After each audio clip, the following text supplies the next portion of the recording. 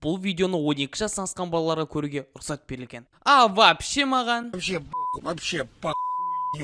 Қалай милас, қалайсыңдар? Жағдайлар қалай, жақсы ма бролар? Жақында сабақ басталады, қайылғарыңа ортақпын. Бүгін бізде топ 5 Android-қа арналған және iOS-қа арналған ойындар туралы айтатын боламын. Жейтін тәттілеріңді алыңдар да. Are you ready, my guys? Әшкері!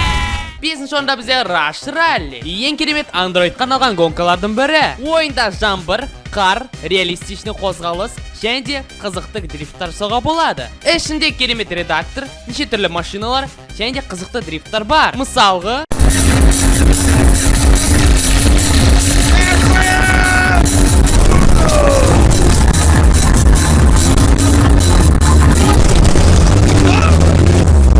және де ойын ішінде мультиплеер бар. Егер қаласаң, достармен онлайн ойнасаң болады. Ал біз келесі топқа кеттік. 4-ші орында Standoff 2.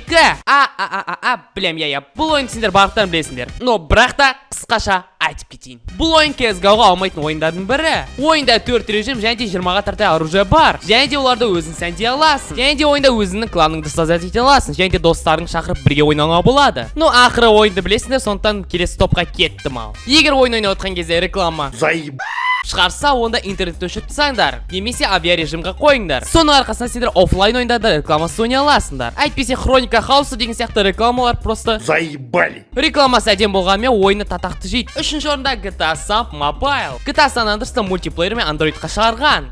Ойын ішінде кәдімгі тірі адамдар ойнай аласың, ешқандай да боттар болмайды. Ойын ішінде неше түрлі қызметтер бар, мысалға полиция, бизнесмен, құпия агент, немесе қарапайым адамға. Ойын ішінде ақша тауып, достармен араласып, көліктер сатып ал. Кім GTA Samp'ты компьютерде ойнаса, сол түсінеді. Просто жаман жері установкасы 10 минут, ал қалған бәрі керемет, ойнауға кеңес беремін. 2-ші орында Dead Park. Бұл ойында сендер қорқынышты қалаға түсіп кетесіңдер. Сендер 8 локацияда боласыңдар, және де ұйқы өмірінде және шынайы өмірде. Және ойында сендер әпкелерді құтқарулары керек. Онымен қоса клоунның қалай пайда болғанын білулерің керек. Короче, на Пеннивайздағы клоун ше. Және де бұл клоуннан басқа да монстрлар бар. Егер сен головоломкаларды ұнатсаң, және де хордаларды ұнатсаң, онда осы ойынға саған кеңес беремін. 1-ші орында Neza's Creed. Өте қызық телефонға арналған ойындардың бірі. Оның ішінде сендер садақшыға ойнайсыңдар. Ойын 3D снайперге аумайды. Ойынның басы керемет историядан басталады.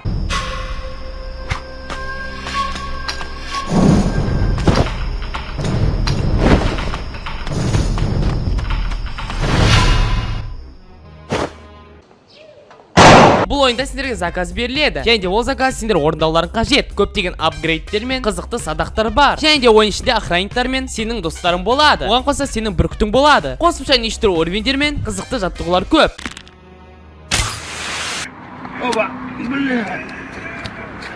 Ойын өте қызық, ойнап көрсеңдер болады, кеңес беремін. Осымен видео бітті. Егер ұнаса лайк басамыз, комментарий жазамыз достар. Бәріңе сәттілік, бәріңе пока.